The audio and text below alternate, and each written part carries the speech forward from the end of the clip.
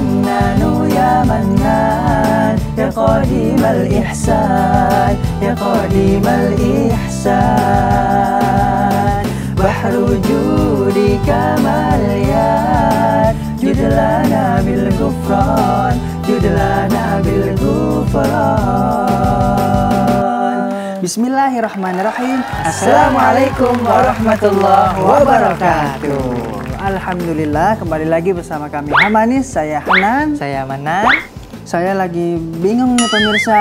Bingung kenapa? Baru mulai udah bingung. Ya nih bingung. Dari kemarin ngafalin Quran, ngafal lupa, ngafal lupa, lupa terus. Oh ya. Kira-kira ada nggak sih tips biar mudah ngafal Quran? Ada. Tips untuk menghafal Al-Quran, dan ini sangat mudah banget pemirsa.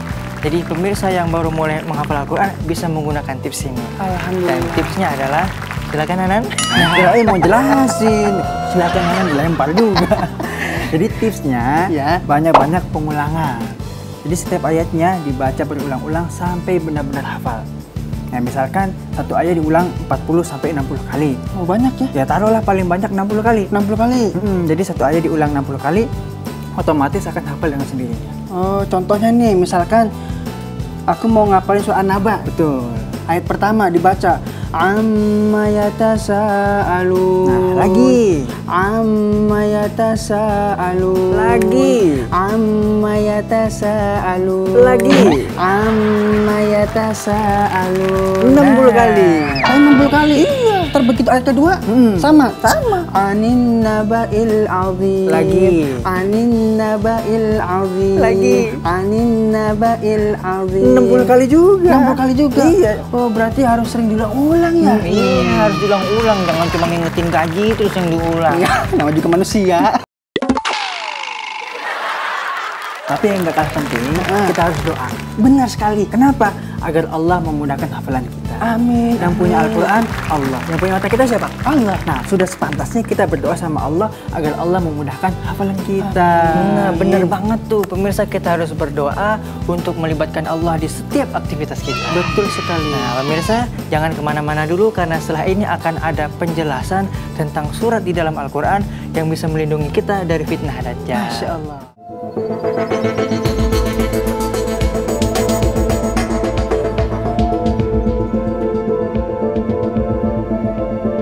Pemirsa Khazanah, kita mungkin sudah banyak yang tahu bahwa membaca surat Al-Kahfi bisa menyelamatkan seseorang dari fitnah Dajjal.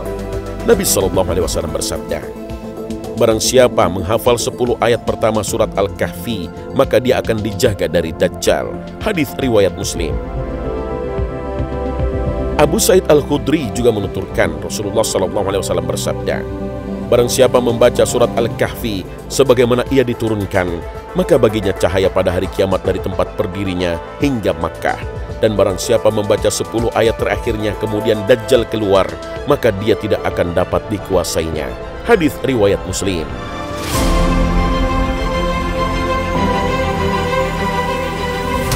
Hampir seluruh nabi mewasiatkan kepada kaumnya untuk berlindung kepada Allah dari fitnah Dajjal. Sebab orang yang mengalami zaman turunnya Dajjal akan mendapat ujian iman yang sangat berat.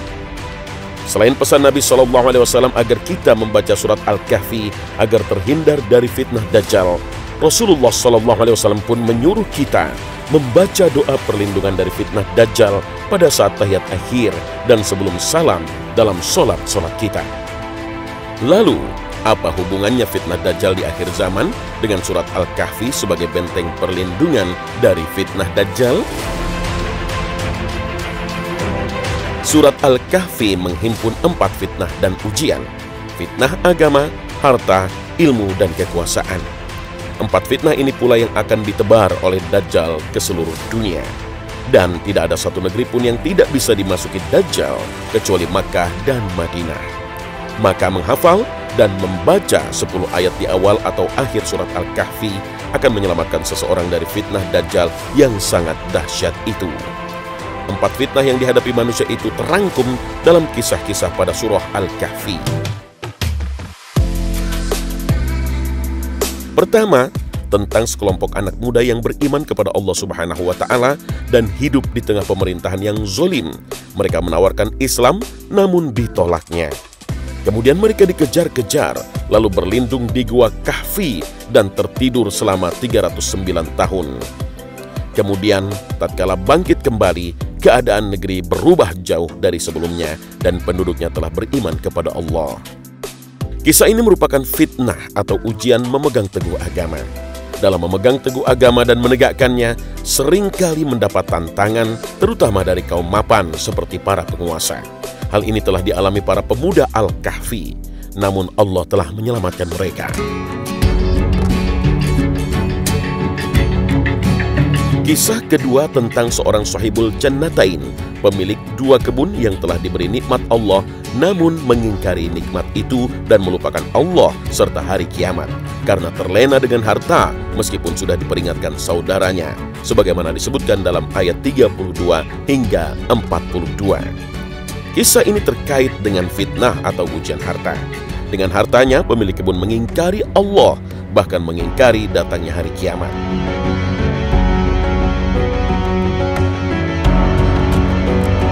Kisah ketiga, kisah Nabi Musa alaihissalam dan Khidir. Tatkala Nabi Musa ditanya oleh kaumnya, siapakah orang paling alim, paling pintar di bumi ini? Musa menjawab bahwa dirinya lah orang yang paling pintar di dunia.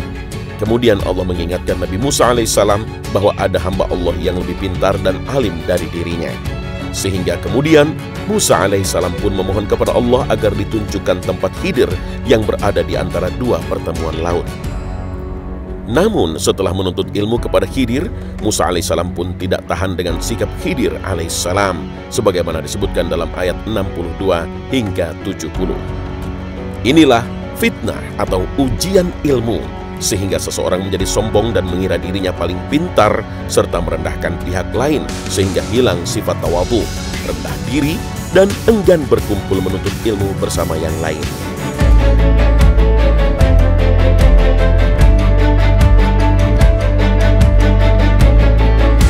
Kisah keempat dalam surat Al-Kahfi adalah tentang Zulkarnain, seorang raja yang adil dan menebarkan kebenaran ke seluruh negeri-negeri hingga bertemu dengan suatu kaum yang hampir tidak dapat dimengerti bahasanya.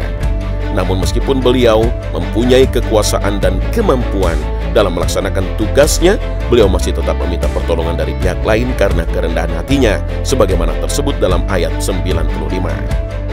Inilah fitnah atau ujian kekuasaan. Dengan kekuasaannya, seseorang melakukan apa saja yang diinginkannya, menebar fitnah, serta berbuat kezaliman. Hal ini berbeda sekali dengan kisah Zulkarnain, sang raja yang adil dan bijak dan menebar kebenaran serta keadilan. Wallahu a'lam.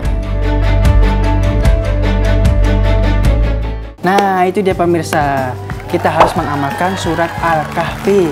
Terutama nih, di malam Jumat kita dianjurkan untuk membaca surat Al-Kahfi agar apa?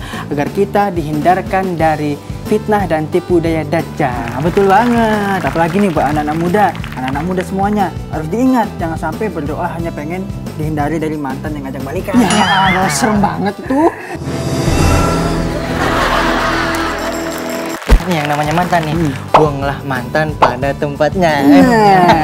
Jangan sampai dikenang, kayak pahlawan aja dikenang. Nah pemirsa, setelah ini jangan kemana-mana dulu ya, karena akan ada yang lebih menarik. Apa itu? Ada tausiah dari Ustadz Das'at Latif. Masya Allah.